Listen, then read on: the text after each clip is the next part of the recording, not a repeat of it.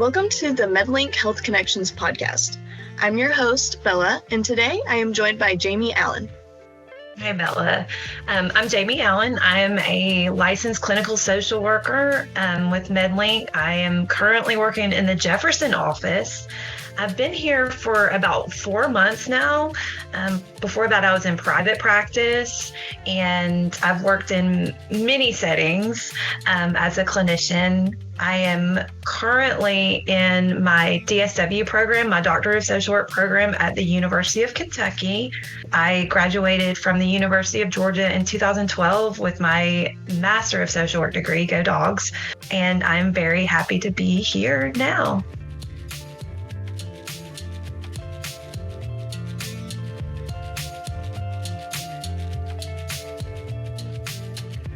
Awesome. All right, we'll dive right into the podcast. So today's episode is going to be about mindfulness. So starting off, what is mindfulness?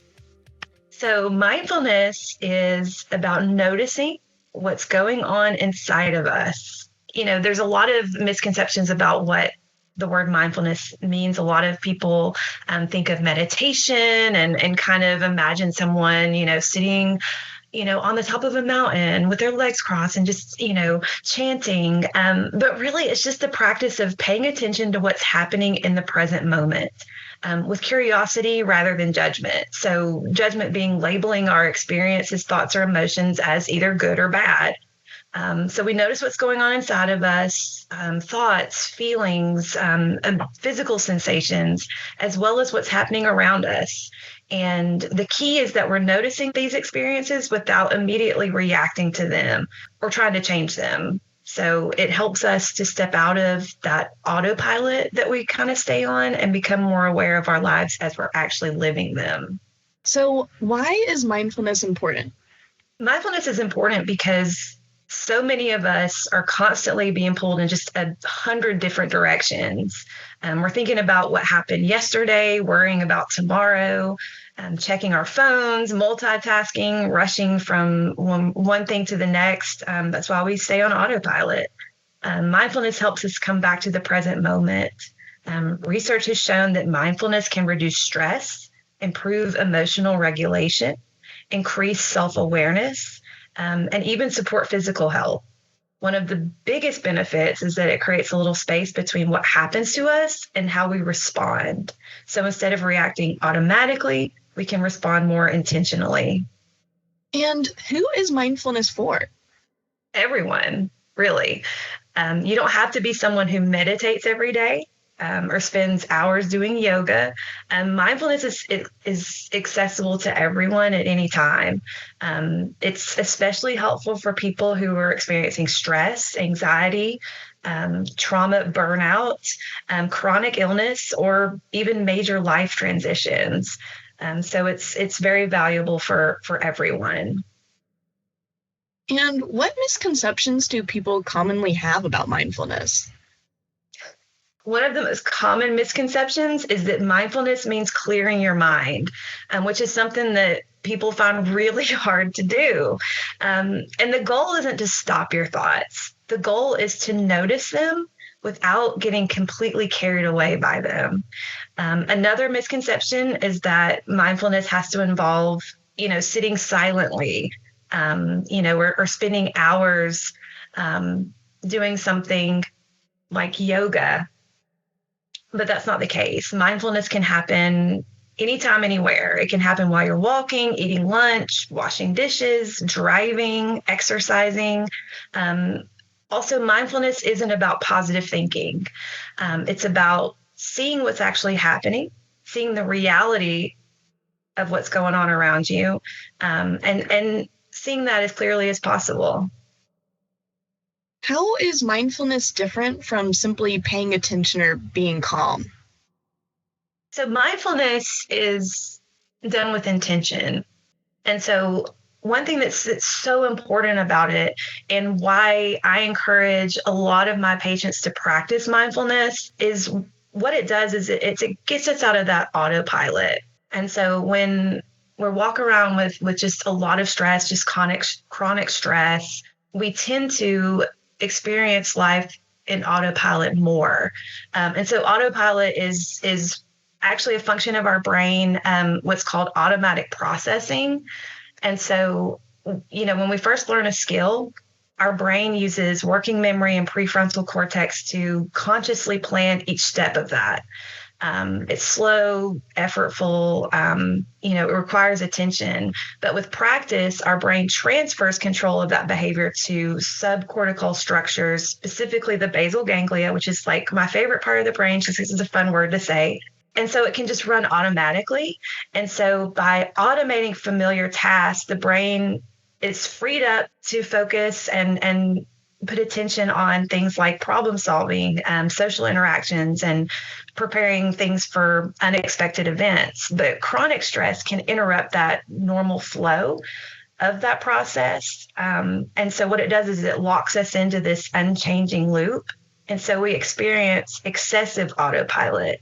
And so when that happens, it can make it harder for us to adapt to new situations.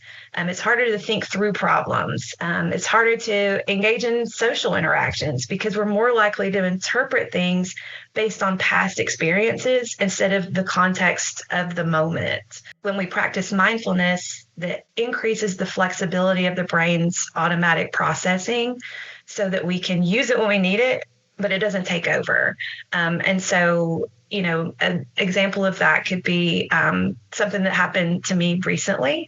I was working out with my trainer and I was feeling very tired, very stressed. And so he was correcting my form a little bit more than usual because my tired body was, slouching. And so when he was correcting my form, I heard that as, I'm doing this wrong. He's upset with me. He's not going to want to train me anymore. And so moved into those automatic thoughts, and mindfulness is about being able to see the reality of what's happening.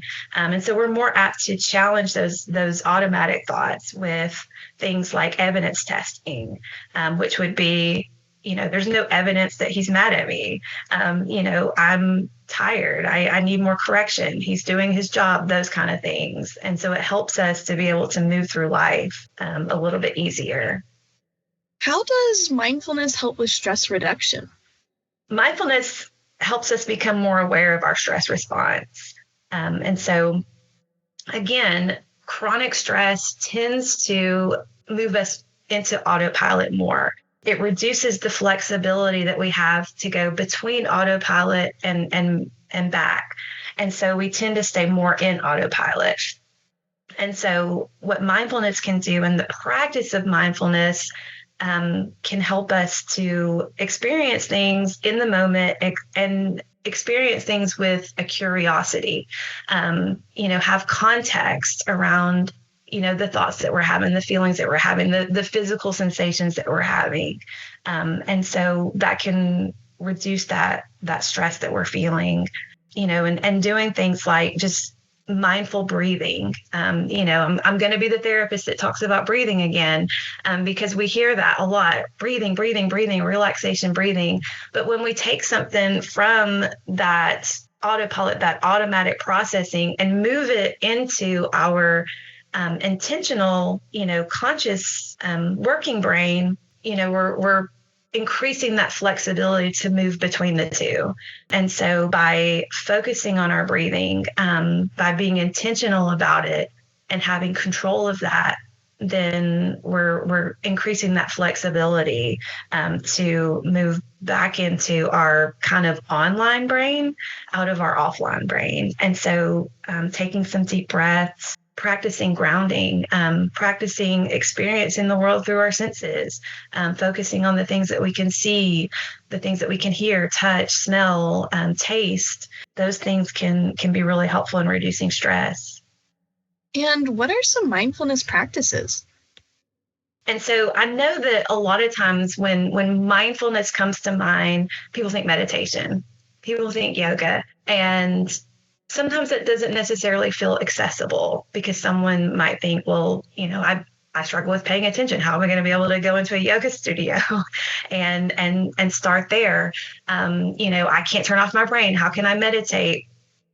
And so when it comes to mindfulness, I like to introduce small changes. So small things that people can do, whether that's taking a minute to notice your breathing, taking a minute or two to do a body scan, just kind of, notice the sensations that your body is feeling.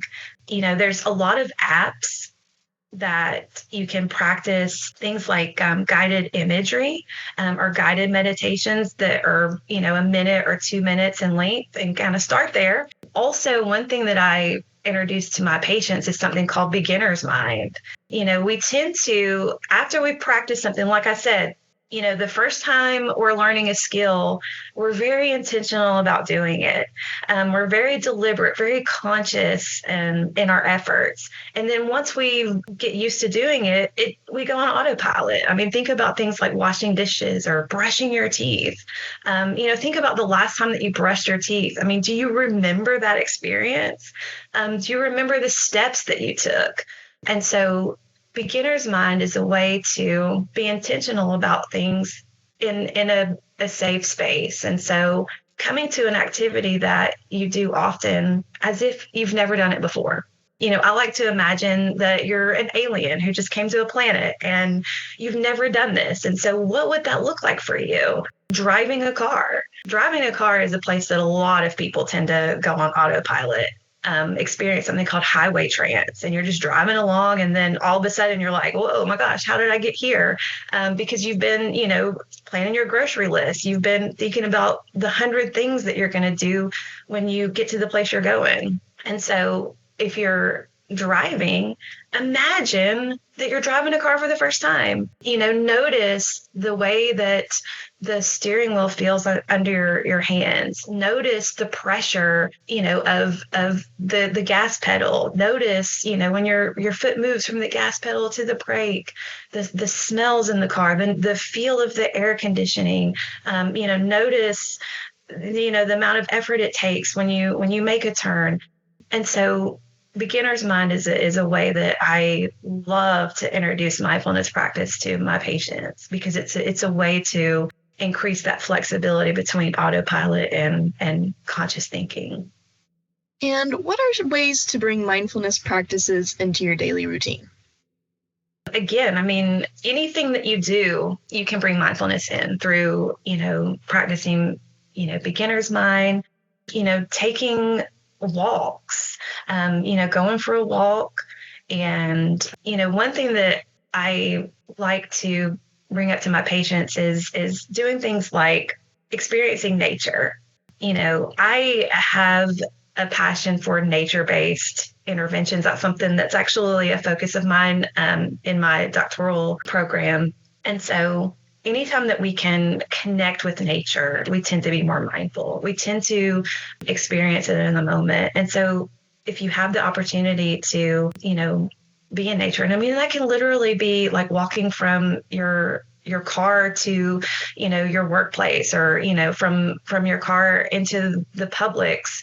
It's just kind of noticing the things around you, noticing the sounds, and then, maybe having an intention about something that you're going to do that day. Setting intentions are great. It's a great practice to have. It's a way to focus on something that you value and set an intention around that. And it can be really simple. It can be like, today I have an intention to have a bright day. I want to have a bright day. And so maybe I'm going to put on a bright colored shirt. I'm going to paint my nails a bright color. On my way to work, I'm going to notice all the yellow things that I see. I'm going to, pay attention to that. And so sometimes just doing little things like that can go a long way.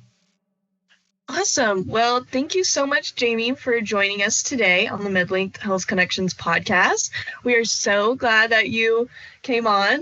Are there any final thoughts or things you want to tell our audience? As far as mindfulness, like I said, I think there's a lot of misconceptions about what it actually is.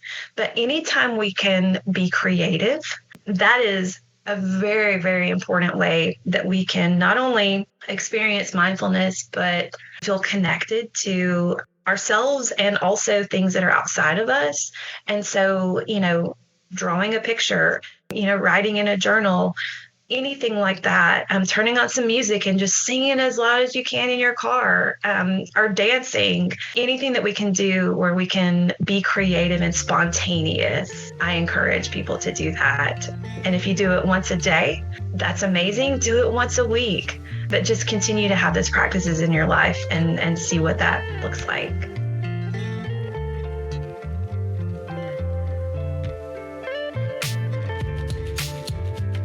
Thank you for tuning in to the MedLink Health Connections podcast. We hope you found today's episode informative and inspiring.